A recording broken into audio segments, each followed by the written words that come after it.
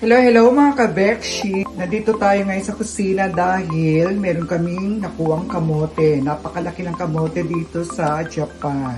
Kaya hiniwa-hiwa namin siya at gagawin namin siyang kamote cube.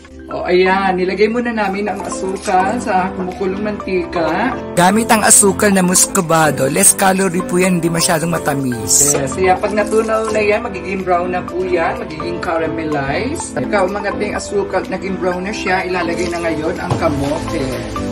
Ingat po kayo sa paglalagay, baka tumalsik yung mantika. Kailangan deep fry po ang kamote. Pansyahin nyo ang pagluluto ng kamote.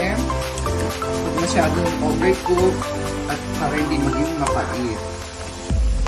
Kaya sinishare ko sa inyo ang aking version na pagluluto ng kamote cube.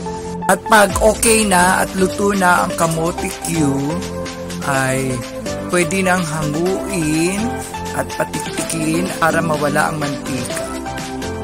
At ilagay sa lalagyan at ready to serve. And this is the final result of kamote cube.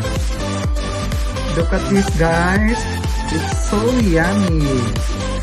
Kain na kami. Itadakimasu.